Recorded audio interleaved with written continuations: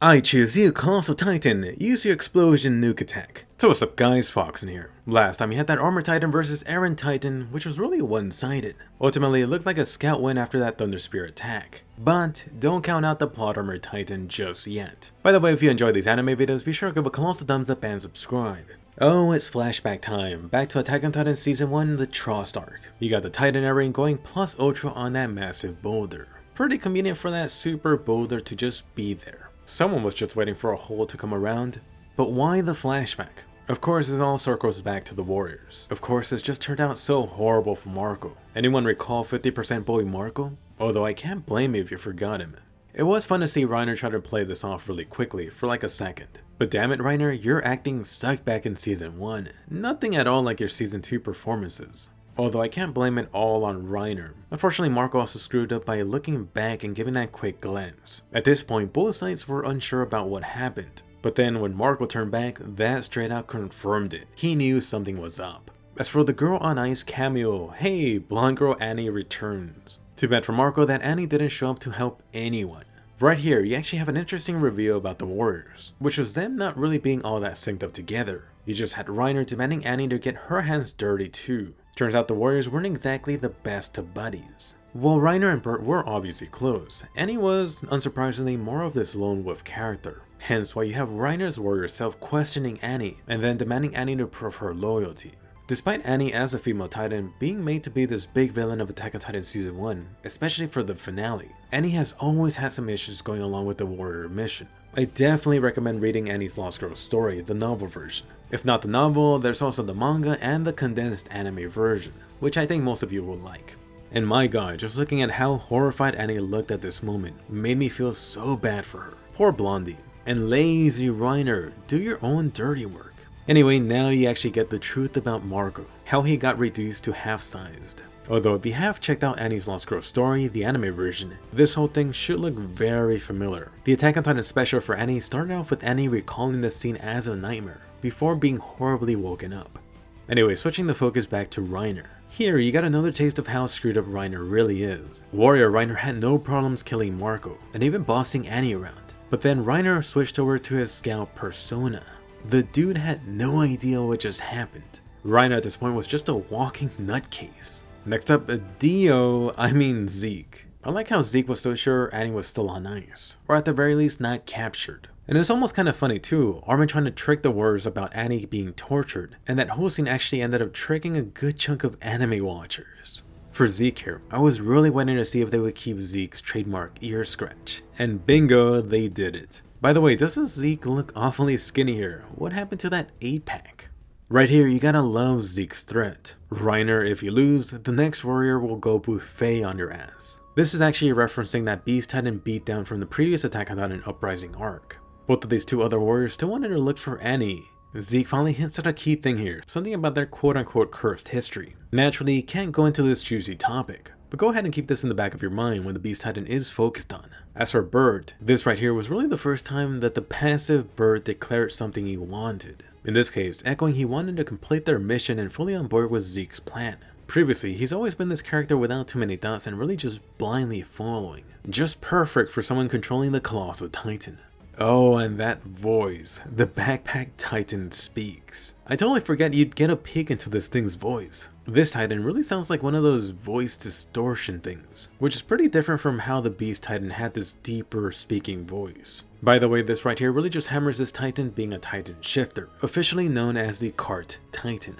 As for the last warrior hurrah with the coffee, I really like that they kept the detail of Zeke burning himself. Anyway, a little bit of a side note here, let me know your thoughts too. I think I really have to get used to Zeke's human voice. Right now, I really don't hear anything but Dio. Hopefully that goes away sooner rather than later.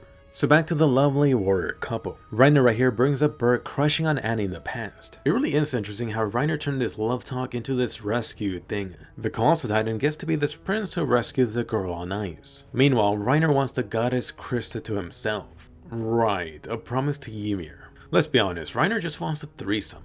Keep in mind, Reiner at this point has no idea that Krista is gone. It's now Queen Historia. Anyway, back to last week's cliffhanger. What a steaming surprise. Not. Oh yes, Reiner's blown up face is covered in steaming goodness. I'm only actually surprised all those thunder spears didn't damage the rest of Reiner's body. Even his clothing is still perfectly fine, not toasty at all. Meanwhile, you have poor Mr. Horse trying to play it off. But really, let's be honest, he's just like Charlie Brown and Potato Girl. They all still like their thick buddy Reiner. Of course, this especially affected Eren. Just look at his Titan, it completely turned off after he thought Reiner was dead. So despite obviously being this colossal Attack on Titan fan, here's where I have to bring up this issue. I really only wish you got a chance to see more of the scouts actually bonding with Reiner during the training days. Or even in general. It would have been even more important to see stuff involving Eren and Reiner getting closer together. Let's be honest, Reiner and Bert pretty much weren't characters until Attack on Titan Season 2 came around. Anyway, for Armin's little moment here, even Armin was shocked about the turn of events, but more from their inability to do anything else. This is really a callback to what Armin brought up in the Uprising arc, which was them having to kill the other side for their lack of information, or whenever their opinions differed. But hold up, don't count out the plot armored Titan. He's got that nickname for a reason. This is why you guys gotta double tap. Finally, you got the Armored Titan roar signal, just like back in Season 2. Over on the Beast Titan side, Colossal Titan, I choose you.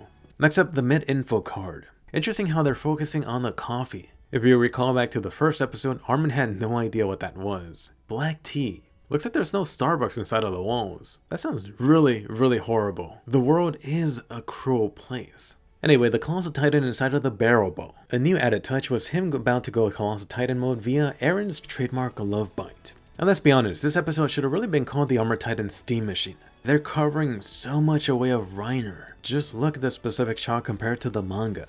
I mean, really, we all joked about it in the Uprising arc. Oh, the next arc is gonna be covered all in steam for all the crazy stuff. But this is really just too much. As for how Reiner actually survived, turns out Reiner just did the ash bowl he did from the previous Levi assault, except this time while in Titan mode. Come on, you definitely have to teach that to Eren later. That could be useful if Eren gets his head damaged. Anyway, you have the warrior Bert going in. Honestly, really terrible move on his part. He could have easily taken a thunder spear to his colossal ass. And surprise, surprise, you have Armin here still trying to talk. This really shows a clear difference between Commander Erwin and Armin. Armin's so good at thinking outside of the box, but he's still willing to talk at the risk of the mission. On the flip side, Erwin would have tried that, but really just to use that to get a sneak attack in. Funny how the Mr. Colossal Titan instantly denied the naive Armin. At least the nice guy has some easy demands. Just go ahead and die. There's your negotiation, Armin. At the very least, you got a glimpse of the dark mastermind Armin coming out via that threat. Oh, and he's just gonna be tortured even more now. Freaking Bert here is like the old Captain America whenever Bucky was mentioned. See, right here, someone should have gone behind him. Then Armin could have gone into detail about any special vacation in hell. Then bam, Thunder Spear on the mini Colossal Titan. Titan game over.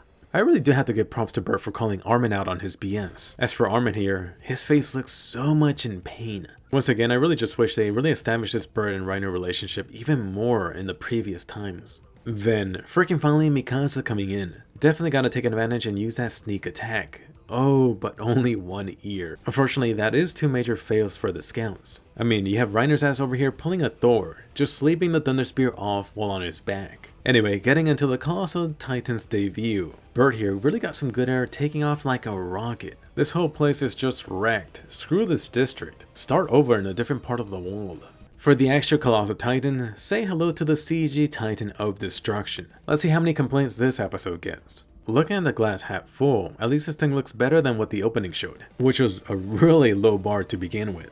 At this point, I actually wouldn't mind if they did something like Attack on Titan Season 2. Keep in mind, Season 2 did improve the CG Colossal Titan look in the Blu-ray release. Maybe they could do that again. As for the quick shot of Reiner, Reiner confirmed still living. His face and brain fully recovered too. Even Deadpool would be jealous at that recovery speed. I am a bit shocked they kept the brain shot in the anime, not covered in black. I guess the stuff is technically not gore stuff. Anyway, with Hange gone, now Armin, you're promoted to leader. Just notice how much in shock Armin was. It was so bad that the stallion was giving him great points to reconsider. Maybe Horseway should be leader instead. Anyway, for this episode's cliffhanger, most of the scouts in the district have been wiped out. It all ended with the Beast Titan happily scratching its ear. It is fun stuff they're doing with the cliffhangers. Last week it looked like the scouts were on top. This episode is definitely the Warriors ballgame. Next up, getting into some highlights of anime versus manga changes. For this episode, First off, the Marco flashback at the beginning. Nothing too drastic here. Just notice, for the anime, Marco now lands on the building, then got knocked down. Next up, the Tea Time Warrior flashback. For the anime, they actually added the nice little detail of this coffee pot in the shot. This was right along the blonde war chief Zeke. Next up, the Card Titan redesign. This is actually something I went in depth more in the previous video. So in this chapter, they really just updated the previous flashback design. Once again, no longer looking like this old man. Unfortunately, now you got Duck-Faced Titan. Next up, the two warriors on top of the wall. For the anime, they actually fixed the walls from being too thin. Previously, I'm not even sure how a Colossal Titan fit into that. For the anime this episode, damn, those walls got thick. Next up, a quick ass shot removed for Eren's Titan. Oh, you can't show that. Now we actually see Eren's Titan from the front, unfortunately for some. Next up, Mr. Censorship returns, unfortunately. This really happened throughout the episode. In the anime version, you really can't see almost anything of Reiner's body. Specifically, Reiner's missing head, only steam now. This really goes back to something I mentioned. Is this really just less animation rather than censorship? You decide. Next up, the Beast Titan throwing the Colossal Titan into battle. For this, when I instantly saw it, I'm like, is that the reuse shot from Attack on Titan Season 2? Are you freaking serious? I don't know, maybe call me naive, but I'm really surprised at this. I guess it was a gorgeous shot to begin with, but I don't know, are they just behind on this project? Keep in mind, they just finished the Cabaneri movie, and also they have that upcoming shonen anime that's 24 episodes. Looks like Attack on Titan is definitely not the priority for them. As for the total Attack on Titan chapters this episode, you may be surprised, but this actually covered over 2 chapters. That's chapter 77, 78, and the first 12 pages of 79. This really just means about 11.5 chapters for 7 episodes. Really around 11 chapters without the Ymir stuff. I bet that's gonna go by quick.